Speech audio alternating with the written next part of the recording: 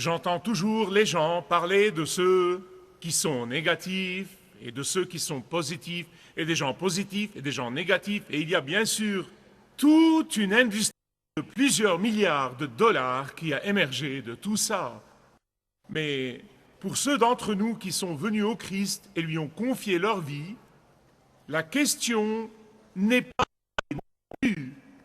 qu'est-ce que je peux faire et qu'est-ce que je ne peux pas faire, quel est mon actif et quel est mon passif, comment puis-je avoir une affirmation pour sortir ce matin, quel gourou devrais-je suivre et comment puis-je me reprendre et devenir une personne positive.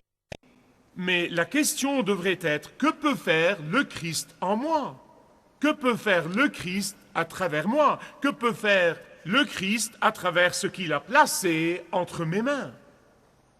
Quand nous venons au Christ, il ne s'agit plus de comment je pense, comment je vois mes points forts et mes points faibles. Qu'est-ce qui est vraiment possible pour moi? Qu'est-ce qui n'est pas possible? Qu'est-ce que je peux faire et qu'est-ce que je ne peux pas faire? Mais que peut faire le Christ avec ce que j'ai? Que peut-il faire en moi? Que peut-il faire à travers moi?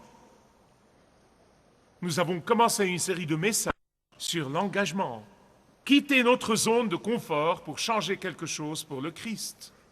Dans le dernier message, vous avez vu comment les 4 hommes ont fait cela. Ils ont quitté leur zone de confort. Ils avaient une foi inébranlable en Jésus et ils avaient un engagement irrépressible envers leur ami. Et aujourd'hui, je veux vous montrer comment ce petit garçon qui a confié tout ce qu'il avait à Jésus a béni des milliers et des milliers et des milliers de gens. Ouvrez donc avec moi, s'il vous plaît, si vous ne l'avez pas déjà fait, à Jean chapitre 6. C'est un miracle, en fait, qui est raconté dans les 4 évangiles avec de légères variations. Mais avant d'arriver au petit garçon, laissez-moi vous raconter une histoire que j'ai lue sur Yogi Berra. Il y a beaucoup d'histoires sur Yogi Berra. Certaines d'entre elles sont vraies, mais celle-ci est vraiment vraie. Il est allé un jour à une pizzeria à Brooklyn, New York, et il a commandé une pizza aux anchois. C'était sa préférée, à ce qu'il paraît. Et quand le serveur est venu lui demander « Monsieur Berra, est-ce que vous la voulez en 4 tranches ou en 8 tranches ?» Il a réfléchi un instant, il a dit « 4 tranches. Je n'ai pas envie d'en manger 8. » Car c'est exactement ce que le petit garçon a fait. Il a en fait donné sa pizza aux sardines à Jésus. Et Jésus l'a divisée en des milliers et des milliers et des milliers et des milliers de tranches et il en est resté une grande quantité. Mais la partie la plus étonnante de ce miracle n'est vraiment pas le pouvoir surnaturel de Jésus, car si vous ne croyez pas au pouvoir surnaturel de Jésus, vous êtes alors dans le pétrin. Ce n'est même pas le fait de tester les disciples, je reviendrai sur ce point dans un moment. C'est vraiment l'histoire d'un jeune garçon juif qui a confié tout ce qu'il avait à Jésus, et Jésus a fait le reste. C'est sa décision à confier le tout à Jésus. C'est sa foi confiante que Jésus et Jésus seul peuvent faire infiniment au-delà de tout ce qu'il pouvait penser ou imaginer. C'est le fait d'avoir sacrifié ses intérêts et ses désirs, même son besoin pressant de manger, pour ce que peut faire Jésus avec les petites choses. Il a confié à Jésus le très peu qu'il a, qui était tout ce qu'il avait. Et Jésus a plié abondamment. Les 4 hommes du dernier message ont persisté dans leur foi. Ce garçon a agi dans sa foi. Il a agi dans sa confiance dans le Seigneur Jésus-Christ. Pourquoi? Et c'est pour cette raison que Jésus parle souvent de la foi d'un enfant.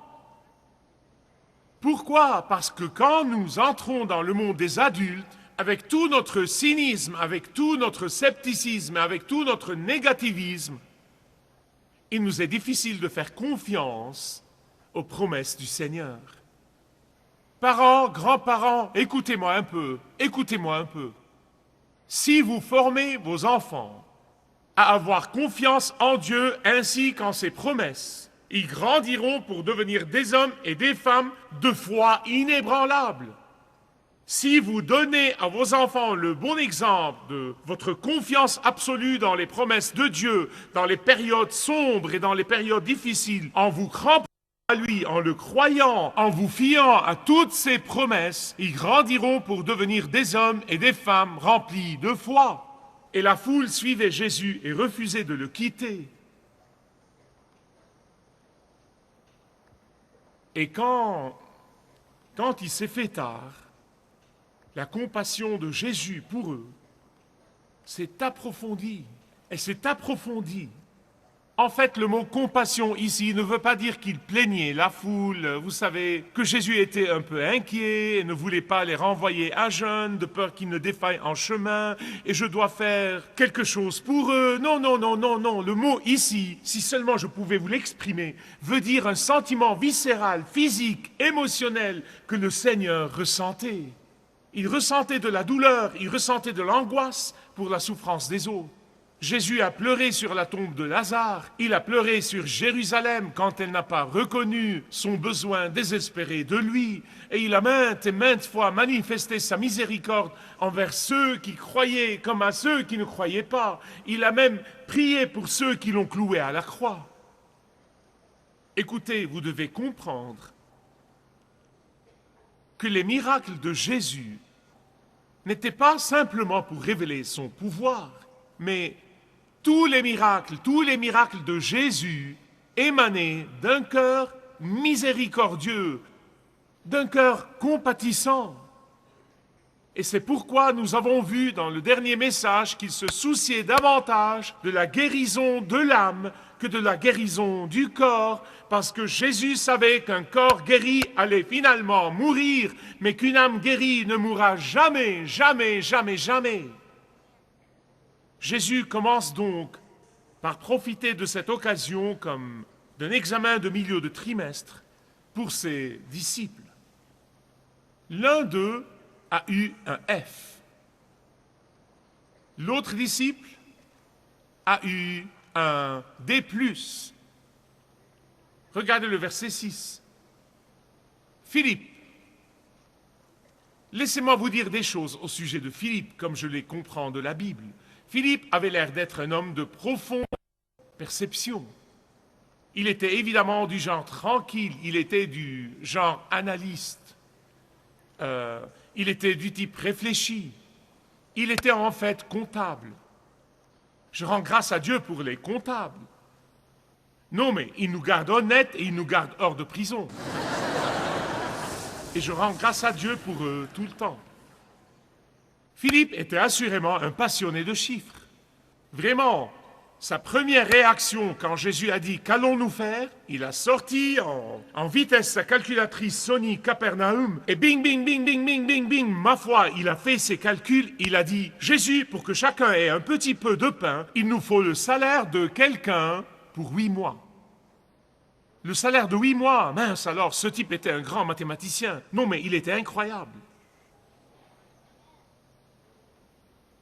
Juste pour un petit morceau de pain. Il regarde l'impossibilité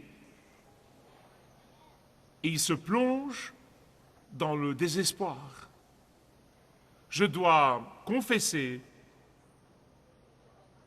qu'il y a des moments où je me retrouve, juste pour une courte période de temps, dans le désespoir de voir l'Église chrétienne s'écarter de la vérité de la parole de Dieu et de voir les chrétiens qui ne vont pas dans le monde entier pour obéir à la commission de Dieu, dans le désespoir de voir les chrétiens qui ne partagent pas le message de vie dans un monde mourant, dans le désespoir de voir les chrétiens, de les voir abandonner ou renoncer ou cesser d'être sel et lumière. Mais Dieu merci, je ne reste pas là trop longtemps. Le Seigneur fait souvent quelque chose pour me secouer immédiatement et me libérer de mon désespoir.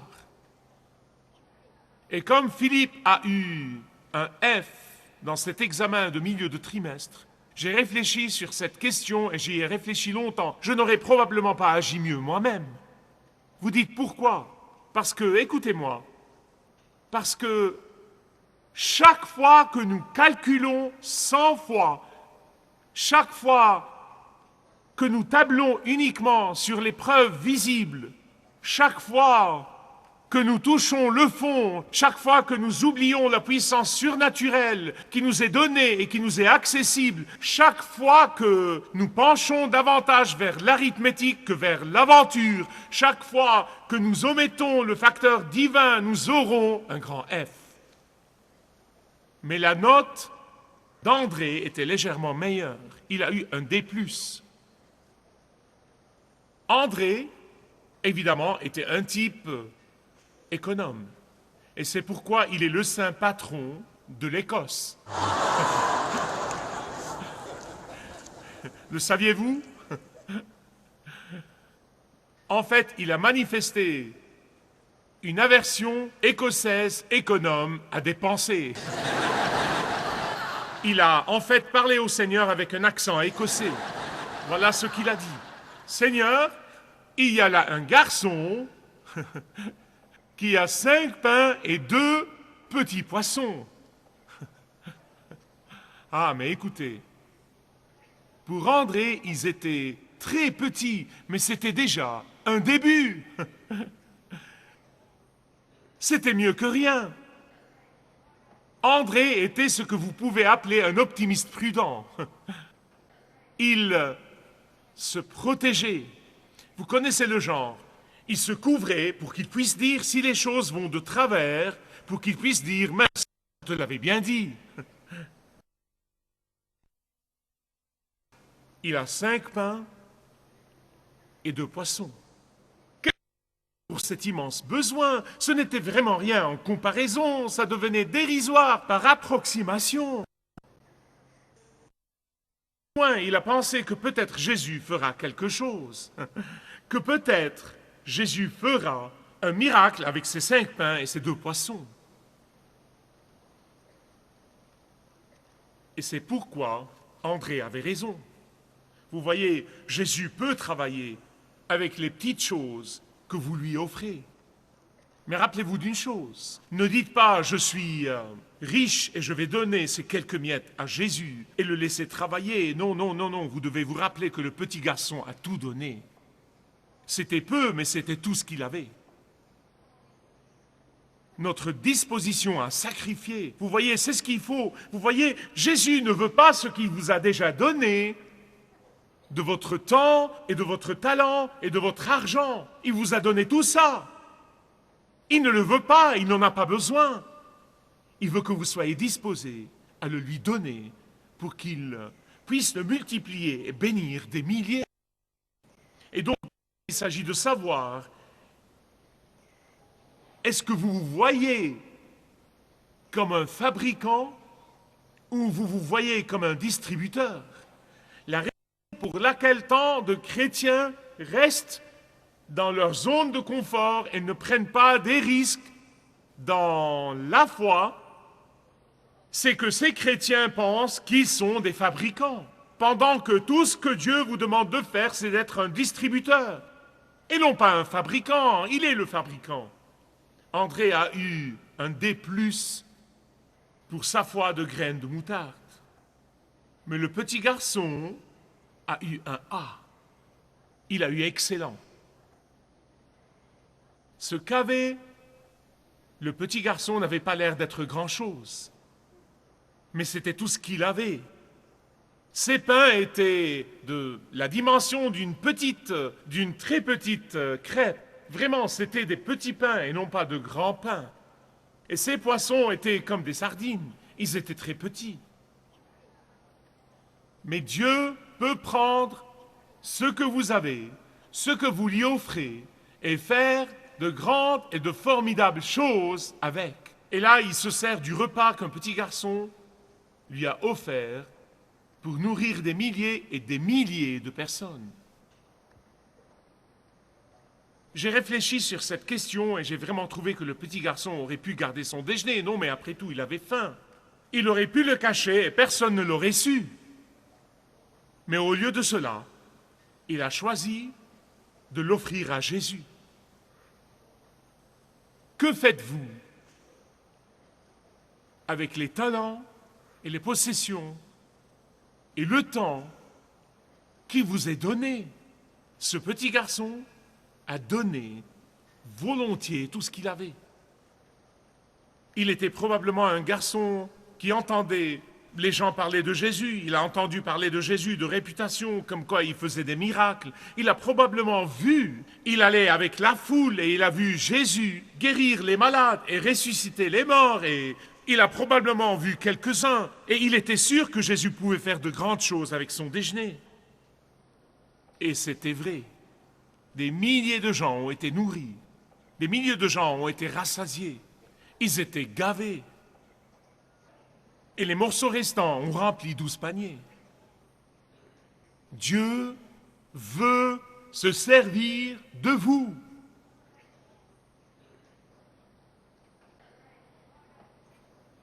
Il le demande à chacun de nous. Vous ne pouvez pas vous retourner et dire, il parle à celui d'à côté, il parle à celle d'à côté, il ne me parle pas à moi, il vous parle directement, le Saint-Esprit vous parle. Et il dit, qu'avez-vous, que vous ai-je donné et mis entre les mains? Oh Seigneur, je n'ai vraiment pas grand-chose. Seigneur, j'ai besoin d'amasser autant que je peux pour mon avenir et l'avenir de ma famille. Seigneur, je ne suis pas éloquent. Seigneur, je ne peux pas parler. Seigneur, je suis timide et renfermé. Je suis réservé. Seigneur, je ne suis pas riche et je ne suis pas ceci. Et je suis vieux et je suis jeune. Et croyez-moi, j'ai entendu toutes les excuses imaginables. Il veut que vous le lui confiez. Non pas ce que vous n'avez pas, mais ce que vous avez. Ce qu'il vous a donné afin que vous voyiez comment il peut le multiplier pour sa gloire. Mais vous savez, il y a vraiment une leçon à l'intérieur de la leçon là. Parce que Dieu peut faire tout ce qu'il veut faire sans nous. Vous voyez, il peut faire tous les miracles sans vous et sans moi. Mais il a choisi dans sa sagesse de se servir de nous avec nos maigres ressources pour exalter sa gloire. Je crois de tout mon cœur que Dieu peut recevoir une plus grande gloire dans les périodes difficiles que quand on se la coule douce. Pourquoi? Parce que Dieu a choisi de révéler son plan de rédemption à travers notre faiblesse. Il veut manifester sa puissance à travers notre faiblesse. Il veut que son abondance soit exposée en dépit de nos insuffisances. Il veut se servir de toutes les petites choses que nous lui offrons pour une efficacité plus grande que la puissance du monde entier. Le peu devient beaucoup dans la main du Maître. Pouvons-nous le dire ensemble? Le peu devient beaucoup dans la main du Maître. Quand les milliers ont été nourris, ils étaient tellement contents qu'ils ont dit « Nous voulons ceci de façon régulière. » Donc, ils ont voulu faire Jésus roi par la force. Mais n'est-ce pas étonnant que la nature humaine n'ait jamais changé? Nous votons toujours pour le politicien qui promet le plus. Et Jésus a compris leur superficialité, il a compris leur motif superficiel. Et pourquoi il voulait le faire roi? Et il voulait que ces gens sachent davantage. Il voulait qu'ils comprennent qu'il est bien plus grand que juste un faiseur de miracles, qu'il est bien plus grand que juste un roi terrestre, qu'il est le Seigneur des seigneurs et le roi des rois, qu'il est le pain de vie sans lequel personne n'ira au ciel. C'est ce qu'il a dit après quelques versets. Je pensais à un ministère particulier nommé Camp des Bois dans les parties supérieures de l'État de New York. Si vous passez sa porte, la première chose que vous voyez dans l'entrée, c'est un dollar américain dans un cadre et une histoire à côté. L'histoire ressemble à peu près à ça. Il y avait, il y a des années, un missionnaire nommé John Bechtel. Il travaillait à Hong Kong et retournait à son pays pour collecter des fonds suffisants pour acheter un bâtiment et le transformer en orphelinat pour secourir les enfants chinois à Hong Kong. Mais cet homme n'a reçu qu'$1. C'est tout ce qu'il a reçu. $1 d'une petite fille qui a dit « Je veux donner l'argent de ma glace à ce projet ». Ce qui est arrivé, c'était que le ministère célèbre nommé le Fonds des enfants chrétiens avait plusieurs bâtiments à Hong Kong et ses responsables ont décidé d'en vendre un, de se retirer du secteur des orphelinats et de vendre une de leurs propriétés à John Bechtel pour $250,000. Et John, n'ayant qu'$1 sur son bilan, a décliné l'offre. 1 an plus tard, Les responsables de ce ministère, quand ils ont appris l'histoire de cette petite fille qui a donné son dollar, l'argent de sa glace, ont décidé de vendre la propriété à John Bechtel pour $1. Avec la promesse que la propriété serait uniquement utilisée pour le message de salut de l'Évangile pour tous ceux qui en franchiraient le seuil. Et depuis des milliers et des milliers de Chinois, des petits-enfants ont entendu l'Évangile et accepté le Christ dans ce qui est connu aujourd'hui comme Sun Du. Une petite fille a renoncé à l'argent de sa glace. Vous voyez, le peu devient beaucoup dans les mains de Dieu. Et Dieu l'a multiplié. Des milliers et des milliers et des milliers d'âmes. Qu'avez-vous pour offrir au Dieu qui vous a tout donné pour que la puissance de Jésus puisse être manifestée? Vous seul pouvez répondre à cette question. Si vous désirez connaître Dieu d'une manière personnelle, demandez le livret « Retrouvez la joie que vous avez toujours désirée » et vous pourrez découvrir l'amour de Dieu pour vous et apprendre comment expérimenter son pardon.